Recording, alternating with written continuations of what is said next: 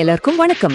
இன்னைக்கு நம்ம பார்க்க போறது தலைமுறை தலைமுறையா நம்மள சிரிக்க வச்ச மறக்கவே முடியாத ஒரு ஜோடியை பத்தி தான். யாருன்னு நீங்களே யூகிச்சிருப்பீங்க. ஆமா, டாம் அண்ட் ஜெர்ரி தான். யோசிச்சு பாருங்களேன், ஒரு பூனை ஒரு எலிய துரத்துது, அவ்வளோதான் கதை.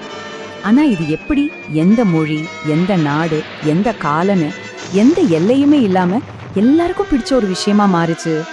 வாங்க, இதுக்கு பின்னாடி இருக்கிற ரகசியத்தை தான் நம்ம இப்ப பார்க்க போறோம். எல்லாமே ஒரு ஆக்சிடென்ட்ல ஆரம்பிச்சதுதான் சொன்னா நம்புவீங்களா? ஆமாங்க, இந்த உலக புகழ்பெற்ற ஜோடி உருவானதே ஒரு சுவாரஸ்யமான கதை தான். வாங்க, அது எப்படி ஆரம்பிச்சதுன்னு பார்ப்போம். இதுக்கு பின்னாடி இருந்த மாஸ்டர் மைண்ட்ஸ் 2 பேரு, வில்லியம் ஹன்னா மற்றும் ஜோசப் பார்பேரா. இவங்க தான் அப்போதைய பெரிய ஸ்டூடியோவான மெட்ரோ கோல்ட்வின் மேயர், அதாவது MGMக்காக இந்த கேரக்டர்ஸை உருவாக்குனாங்க. இவங்களோட கதையை ஆரம்பிச்சது 1940ல. அப்போதான் முதலா புஸ் கெட்ஸ் தி பூட் அப்படிங்கிற பேர்ல ஒரு ஷார்ட் ஃபிலிம்ல வந்தாங்க. அதுதான் ஒரு மிகப்பெரிய சகாப்தத்தோட தொடக்கம்னே சொல்லலாம். ஆனா இங்க ஒரு ட்விஸ்ட் இருக்கு.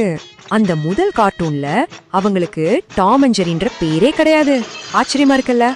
அந்த முதல் ஷோட வெற்றிக்கு பிறகுதான் அவங்களோட ஹிஸ்டரியிலே ரொம்ப முக்கியமான கொண்டாடப்பட்ட ஒரு காலகட்டம் ஆரம்பிச்சுது. அதுதான் அவங்களோட கோல்டன் ஏஜ், அதாவது பொற்காலம். யோசிச்சு பாருங்க, வெறும் 18 வருஷத்துல ஹன்னா பார்பரா கூட்டணி மொத்தம் 114 ஷார்ட் ஃபிலிம்ஸ் எடுத்திருக்காங்க. அவங்களோட கிரியேட்டிவிட்டிக்கும் உழைப்புக்கும் இதை விட பெரிய உதாரணம் இருக்க முடியுமா என்ன?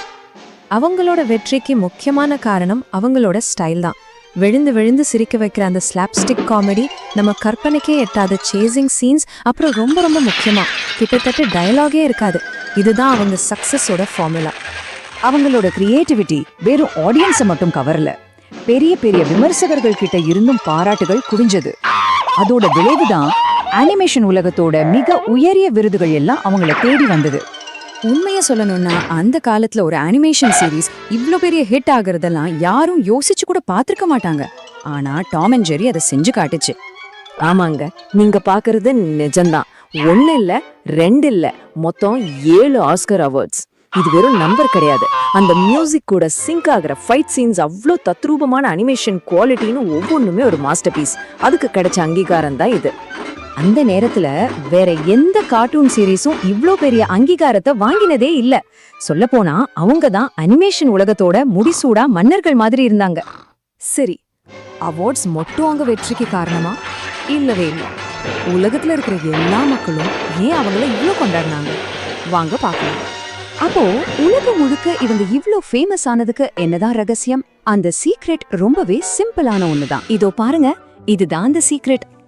விஷயம், டயலாகே இல்லாததால மொழி ஒரு பிரச்சனையே இல்ல. அப்புறம் பூனை எலி சண்டைங்கிறது உலகத்துல எல்லாருக்கும் தெரிஞ்ச ஒரு விஷயம். கடைசியா அந்த கிரியேட்டிவான காமெடி சின்ன குழந்தைல இருந்து பெரியவங்க வரைக்கும் எல்லா வயசுக்காரங்களையும் கட்டி போட்டுடுச்சு. அவங்களோட கோல்டன் ஏஜ் முடிஞ்ச பிறகும் அந்த சேசிங் முடியல. அதுக்கப்புறம் பல வருஷங்களா அவங்க பயணம் எப்படி தொடர்ந்துச்சுன்னு இப்ப பார்க்கலாம். MGM அவங்களோட அனிமேஷன் ஸ்டுடியோவை மூடினப்போ நிறைய பேர் அவ்வளோதான் டாம் அண்ட் ஜெர்ரி கதை முடிஞ்சதுன்னு நினைச்சாங்க. ஆனா அது ஒரு எண்ட் இல்ல, ஒரு புது பிகினிங். இந்த டைம்லைன் அவங்க பயணத்தை அழகா காட்டுது பாருங்க. 1940ல ஆரம்பிச்சு அந்த கோல்டன் ஏஜ்க்கு அப்புறம் 60கள்ல ஜீன் டீச், சக் ஜோன்ஸ் மாதிரியான டைரக்டர்ஸ் கையில புது அவதாரம் எடுத்துச்சு. அப்புறம் 70கள்ல இருந்து இன்னைக்கு வரைக்கும் டிவி ஷோகளாகவும் சினிமாவாகவும் நம்மள என்டர்டெயின் பண்ணிட்டே இருக்கு. 80 வருஷத்துக்கு மேல ஆகியும் அவங்களோட பாப்புலாரிட்டி கொஞ்சம் கூட குறையல. இன்னைக்கும் புது படங்கள், புது சீரீஸ்னு அவங்களோட சேசிங் தொடர்ந்துட்டே தான் இருக்கு. இதுவே அவங்களோட நீடித்த புகழுக்கு ஒரு பெரிய சாட்சி. இதுல இருந்து நம்ம புரிஞ்சுக்க வேண்டியது ஒன்னே ஒண்ணுதான். டெக்னாலஜி எவ்வளோ மாறினாலும் சரி, என்டர்டெயின்மெண்ட் எப்படி மாறினாலும் சரி, டாம் அண்ட் ஜெர்ரி மட்டும் இன்னைக்கும் உலகம் முழுக்க எல்லா ஸ்கிரீன்லயும் ஓடிட்டு தான் இருக்கு. இன்னைக்கு எவ்வளவு காம்ப்ளெக்ஸான படங்கள், ஷோக்கள் எல்லாம் வந்தாலும் ஒரு டயலாக் கூட இல்லாத இந்த சிம்பிளான சேசிங் மட்டும் எப்படி காலத்தை வென்று நிக்குது?